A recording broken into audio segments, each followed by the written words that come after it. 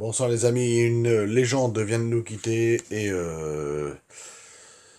aujourd'hui, donc j'ai pas trouvé d'extrait direct à vous passer, mais il méritait une vidéo à lui tout seul, donc le générique et on en reparle après. Tu vois, le monde se divise en deux catégories. Ceux qui ont un pistolet chargé et ceux qui creusent. Toi, tu creuses.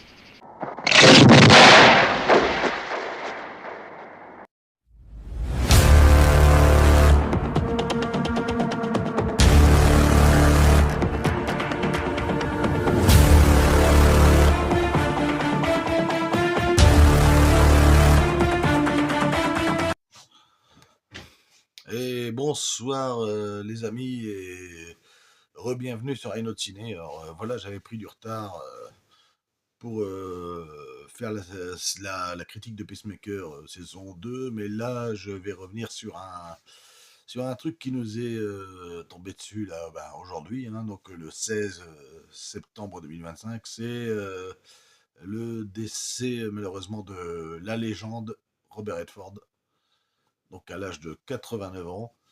Donc né en 1936 et décédé donc du coup aujourd'hui le 16 septembre. Ce qu'il faut savoir, c'est que Robert Redford, c'était une légende, non seulement par le fait qu'il avait commencé vachement jeune, dans les années 50, au début des années 60, fin des années 50, et que non seulement c'était un acteur, mais aussi un réalisateur. Alors, je ne vous cache pas que comme je suis passionné de cinéma, évidemment, j'ai vu pas mal de films de lui, mais bizarrement, je n'ai pas vu trop de films. Enfin, si, j'ai vu des films en tant que réalisateur et acteur dans lequel il jouait et qu'il est réalisé. Et il faut savoir qu'il a aussi fait beaucoup plus de films qu'il est réalisé dans lesquels il ne jouait pas. Et j'en ai vu quelques-uns, mais pas tous. Dont, par exemple, je me rappelle de Et au milieu coule une rivière, c'est le premier que j'ai vu, où Brad Pitt d'ailleurs joue, c'est un film de 1992 que Robert Redford réalise et dans lequel il ne joue pas évidemment, c'est Brad Pitt qui est le rôle principal. Mais pour revenir à Robert Redford, j'ai su qu'il avait fait un film dans les années 80 qui s'appelle Des gens comme les autres. Celui-là, je ne l'ai pas vu. Milagro, je pense pas l'avoir vu non plus. D'ailleurs, il faudrait que je le redécouvre parce qu'il a fait tellement de films. Robert Redford, en plus en tant qu'acteur et en tant que réalisateur. Il faut savoir aussi qu'il a commencé à jouer dans la télévision aussi, énormément. Euh, Quiz Show aussi, un film 94. Celui-là, je l'avais vu qu'une fois et dans lequel il ne joue pas non plus. Enfin, il a fait beaucoup de films. Voilà, bon, on y reviendra après. Alors, s'il faut retenir, parce qu'il a une filmo, Robert Ford, il a une filmo longue comme le bras, comme les deux bras, quoi. Enfin, c'est énorme. Je ne pourrais pas tous les citer dans cette vidéo.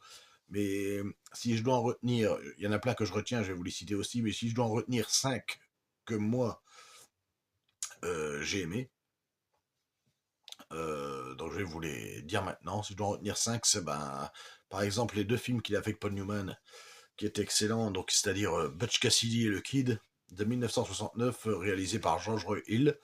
Donc c'est un western, donc de l'histoire de Butch Cassidy et le Kid. Donc Butch Cassidy est joué bien sûr par Paul Newman et le Kid est joué par Robert Redford, hein, vu qu'il était un petit poil plus jeune que Paul Newman à l'époque. Donc c'est l'histoire évidemment de pilleurs de banque, hein, que sont Cassidy, donc Paul Newman et le Kid Robert Redford, et qui vont se retrouver traqués ensuite par une équipe de détectives qu'on appelait les Pinkerton à l'époque, hein. D'ailleurs, si vous avez vu ma vidéo sur ma collection de westerns, il en fait partie, ce film. Donc c'est un de mes westerns préférés et aussi un de mes films préférés de Robert Redford. Et ce duo-là, Paul Newman et Robert Redford, s'est retrouvé plus tard, donc 4 ans plus tard, en 1973, donc aussi dans un film de George Roy Hill qui s'appelle L'Arnaque, tout simplement. Donc encore une fois avec Paul Newman et Robert Redford, cette fois dans un rôle de casino de triche, hein, exactement, où ces deux-là vont essayer de mener la vidéo à un espèce de gangster joué également par un autre Robert qui s'appelle Robert Shaw, hein, qu'on découvrira, qui était aussi un super acteur qu'on découvrira également dans la bataille des Ardennes et dans les Dents de la Mer, dans le rôle de Quint, hein, je ne vous apprends rien. Ensuite, donc deux films avec Paul Newman et Robert Redford, donc Butch Cassidy et le Kid et L'Arnaque. Franchement, un bon duo d'acteurs qui étaient aussi très amis à l'écran et comme à la ville. Ensuite, Eh bien, un troisième film à retenir avec Robert Redford, c'est Les Hommes du Président. Alors, Les Hommes du Président, de 76, donc réalisé par Alan J. Pakula. Alors, Alan J. Pakula, c'est un réalisateur qui a fait beaucoup de films thrillers, policiers, assez dramatiques, voire films politiques également. Donc, Les Hommes du Président, c'est un film sur le scandale du Watergate, enfin, plus exactement, où deux journalistes, donc interprétés par Robert Redford et Dustin Hoffman, vont enquêter sur un cambriolage qui a lieu au sein du siège du Parti démocrate dans l'immeuble du Watergate à Washington. Et vont essayer de savoir ce qui s'est passé exactement. Et ça va, ils vont démêler un système un peu corrompu de corruption et tout ça. Enfin bon, bref. J'ai trouvé ce film magistral parce que les deux acteurs, alors déjà quand il jouait avec Paul Newman, Robert Redford était excellent, mais alors quand il est avec Dustin Hoffman, c'est encore une fois un duo excellent, encore une fois, deux excellents acteurs dans un film unique en son genre. Et franchement, j'ai super bien aimé ce film. Il a même été parodié un peu plus tard dans la classe américaine dans la classe américaine de Michel Hazanavicius qui reprenait le grand détournement, je ne sais pas si vous connaissez, en 1993, de grands films, de grands acteurs comme ça dans un seul film parodié, c'était excellent, on les voyait. Mais Les Hommes du Président est un film unique en son genre pour l'époque déjà, qui, disons, qui dénonçait un peu le système politique à ce moment-là, on va dire. Donc, j'ai vraiment bien aimé ce film. Puis Robert Redford, bah, il joue magnifiquement bien, comme Dustin Hoffman le joue aussi. Mais bon, on est là pour parler de Robert Redford. Et Robert Redford, bah, lui tout seul aussi, était un très bon acteur. Moi, je l'avais déjà aimé dans la. Je reviendrai après. Hein. Là, je vous dis déjà les 5 films préférés que j'ai aimés. Et Les Trois Jours du Condor. Donc, Les Trois Jours du Condor. Alors, ce film-là, un thriller de 1975 réalisé par Sidney Pollack, où Robert Redford est une fois de plus excellent parce que là, il joue un simple cryptographe de la CIA sous le pseudo de Condor, justement, et qui essaie de démanteler un réseau clandestin de la CIA. Et il va se retrouver traqué parce il va trouver des failles dans le système et il va se retrouver traqué par sa propre agence. Et c'est plutôt intéressant aussi. Il joue très bien l'homme traqué, exactement comme on le pensait. Et il joue très bien l'homme traqué, un petit peu comme il l'était justement dans un western de la chevauche, non, pas la poursuite impitoyable, voilà, avec Marlon Brando, Jane Fonda et lui-même d'ailleurs. Donc le premier film où justement il partagera l'affiche avec Marlon Brando, mais aussi le premier film où il partagera l'affiche avec Jane Fonda, et il va en avoir d'autres. Voilà, donc Les Trois Jours du Condor, un très bon trailer, ciné Pollack. Ensuite, une romance, donc un drame, une romance également. C'est beaucoup une romance, c'est Out of Africa, un film de 1985, également réalisé par Sidney Pollack. Et là, je dois dire que, donc ça, je ne peux pas le dire, mais c'est un de mes films préférés, mais c'est un des, un des films préférés de mon épouse, qui adore ce film d'amour, parce que, bon, je vous raconte à peu près l'histoire, donc c'est Meryl Streep, hein, qui joue une femme donc elle va au Kenya, qui à l'époque est une colonie, dans l'histoire, une colonie britannique, et elle doit épouser, à un moment donné, elle doit épouser un homme qu'elle n'aime pas, on va dire. Et bien, elle commence à tomber amoureuse de l'Afrique et elle finit par tomber. La Première Guerre mondiale débarque, la Première Guerre mondiale arrive et elle va tomber amoureuse d'un chasseur qui va arriver aussi. Et lui aussi est très amoureux de l'Afrique. Et puis bon, ils vont se rencontrer, ils vont tomber amoureux. Et s'en suivra la suite. Je vais pas vous spoiler pour ceux qui ne l'ont peut-être toujours pas vu. Voir la suite, il va s'en tirer une romance entre les deux. Enfin, je vous laisse regarder le film, évidemment. Tout ne va pas se passer comme prévu, il suffit de regarder. Ensuite, Robert Redford a tellement un CV, je vous dis, long comme le bras, que il faut savoir que il y a un western qui s'appelait Jeremiah Johnson en 1972, qui a été aussi réalisé par Sidney Pollack. Sidney Pollack, il a retrouvé beaucoup de fois d'ailleurs. Hein. En 72, il a aussi joué dans Voter McKay, un film, une comédie un peu politique. Gatsby le Magnifique en 1974, dont il y a eu un remake en 2013. Oh, je ne saurais plus dire quelle année. En 2013, un remake avec Leonardo DiCaprio, réalisé par Baz Luhrmann. Donc il reprenait le rôle de Robert Redford du Gatsby, Jay Gatsby. Ensuite, Un pont trop loin, un grand film de guerre de 1977 où il y a une pléiade d'acteurs monumentale. Il y a, enfin, je sais pas, il y a Doug Bogard, James Caan, Anthony Hopkins, Gene Hackman, James Caan, Robert Redford, Liv Ullmann, Maximilian Schell, ils sont tous dedans. Enfin, il y a une pléiade d'acteurs énorme dans ce film de guerre-là, Un pont trop loin, dans 1977. Ensuite, donc qu'est-ce que je pourrais dire comme autre film? Il y en a tellement. Brubaker en 1980, dans le système carcéral. La poursuite impitoyable. Donc si on peut revenir aussi sur un duo, en tout cas sur un duo homme-femme, avec Robert Redford, c'est avec Jane Fonda.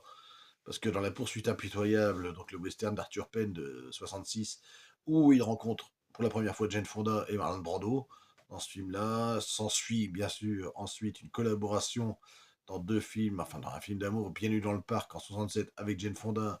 Il se retrouve en 70, encore une fois, réalisé par Sidney Pollack dans Le Cavalier électrique, une espèce de western psychédélique comme ça, avec Jane Fonda, et ils vont se retrouver un peu plus tard, beaucoup plus âgés, en 2017, dans Nos âmes la nuit, ce qui fait 4 films au compteur pour le duo Robert Redford-Jane Fonda, une des plus belles rencontres de cinéma pour moi.